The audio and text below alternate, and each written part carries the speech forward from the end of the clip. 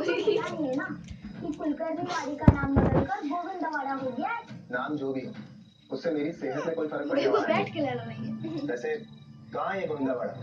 आप यहाँ से सीधा जाइए, फिर दाईं बाईं मुड़िए, फिर आपको आगे जाकर दो रास्ते मिलेंगे, लेकिन आपको कहीं मुड़ना नहीं है, सीधे सीधे चलते जाना है, फिर आपको 2 बार दाएं लेना है, फिर आपकी नाक की तरह एकदम सीधे सीधे चलते जाइएगा और थोड़ी दूरी पर आप पहुंच जाएंगे। बड़ा टेढ़ा मेढ़ा रास्ता है और दूर भी है, लेकिन कोई बात नहीं, अब आ गया हो तो जाना तो पड़ेगा ही। तुम समझदार लगते। शुक्रिया।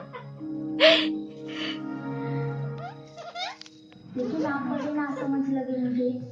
अब ऐसा लग रहा है मान जा रही है, हिम्मत नहीं हो रही लगने की। थक गए। पास कर दो दीदी।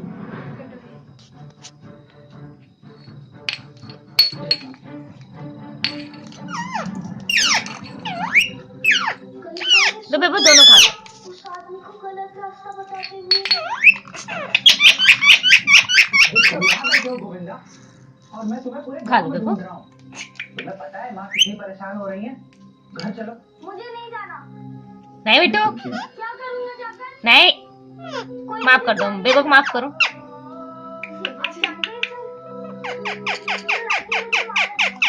मेरे कान भी भर उड़े, जबकि मेरी कोई गलती नहीं थी। मतलब वो तो खुरमा लेके उसके मुंह में चला गया।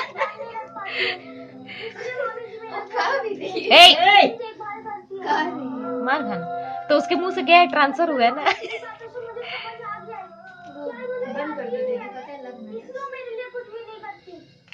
गोविंदा, कई बार आंखों देखी और कानों सुनी बात सच नहीं होती है।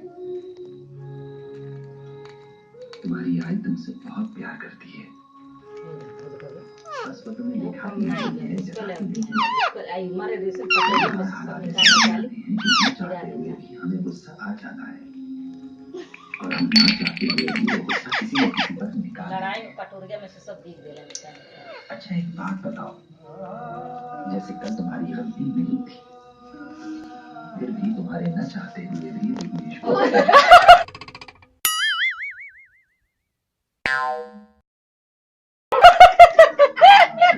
थैंक यू बोलो बेबो, मिट्टू थैंक यू बोलो।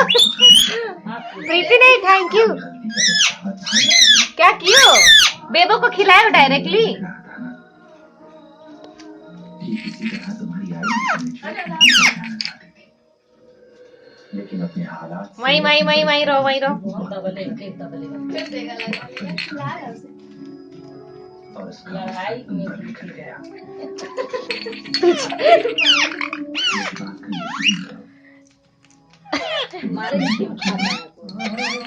पर दर्द तुम्हारी माँ ने सहा है